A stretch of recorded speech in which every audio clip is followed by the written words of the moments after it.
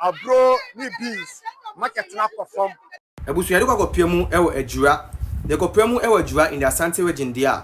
Omo moton ebro ebusuya. Omo su a enya asem keto. Ebusuya ko hwe video a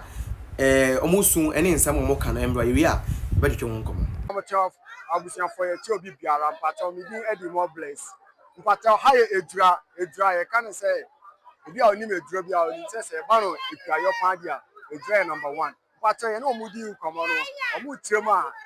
abro ni beans market na perform yemfa amonyo 1710 NDC NPP 1010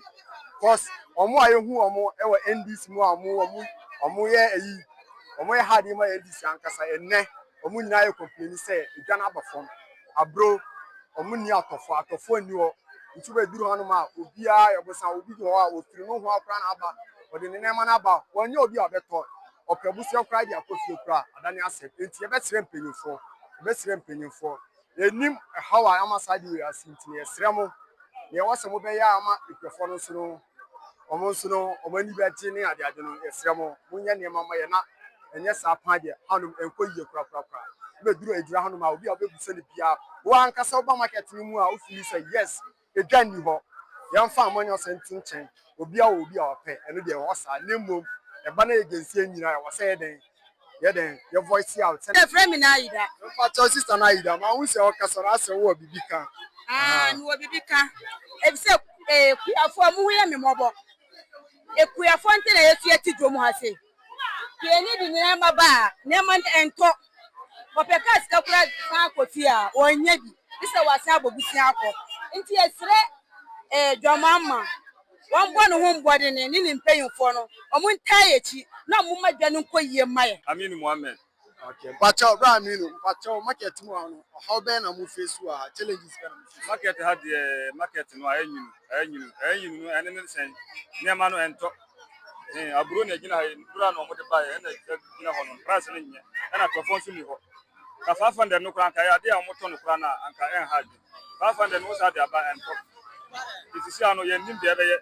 Na pebere nso aduru ye be sa do asase no. Niam na nto na ya tuma do. Ntigisi aban akwa nyesa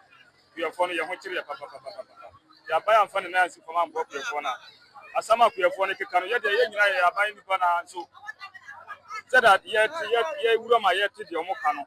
embo ye nti ye srem panifo omo fo mo na ansi fo no mo kan boy na price no nti se beti increase kura na omo tumi beto ne ma no tente na enye sika no fa de ensan ko dan na tatu no. Okay, beti say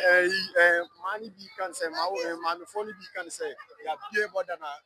ama for the name ba. But eno so ka hu na ye ne ma gesi ana. Eno so ka hu because of obi timi ba wo so no ko Burkina Lai sisi Ghana ase ye Burkina Lai wo. Omo de ne ma no ko ho no ye de gina ho. Obi ba wo be ka wo se ye ase de no enye de Burkina no ma na ebe. Ana ase Burkina ne ma na efu. Iti ani nyina ka hu na ne ma no enwu ma ye. Iti aban fa na nansi from now on boy ku fo na enye sa ado no kra de ye nim se de ya do. Bra Aminu pacho e da sipa ya bi sure. Ebusuya mo akwa biom from Ghanaians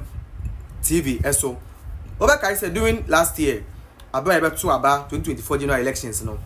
Ena Ghana man penyin sister Samuel no ye flag bearer the Made National Democratic Congress urgent after said the NDC John Dramani Mahama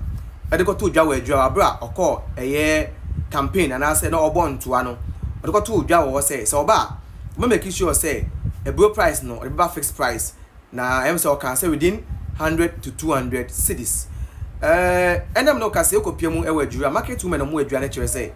omo bakra na ye nto ade ya kire say ne mo ye din ama omo ebro ni timi gu no ma na ebro no e pro eno asasate ere efifi one say na ebro sitie this dey bia wata so one ata dey bia na goboto ni mpe nso gutu akra bi kra na asem aba wei ayasam katue ewo Ejura okopiemu Ejura de busuya aya awre wo sem pa kire say kromafo no esu especially omo mu didwa farmers ene wo mton ebro ewo Ejura na ebusuya wei no eya asem bi a memete ye no sebi mpleduasa anya me wanwa saa esan say yenim se Ghana ha na ye wo no se uma kwan ema politician bi a ne din ede John Dramani Mahama ede wadwen di agro de a wo saa nipa no woso ebe ye hye John Dramani Mahama ehye bo bebre a me no ka sei no akokra eni hon ma watimi afofele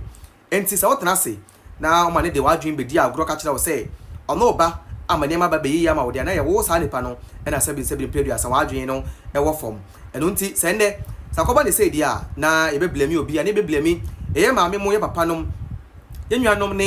ye na wofo no ma omo ye ekuafo a omo gidi ye se His Excellency John Dramani Mahama eba amane ma ba beyi e dia ma omo ene se okokopia mu e wo market a ye ntɔhwe enema price no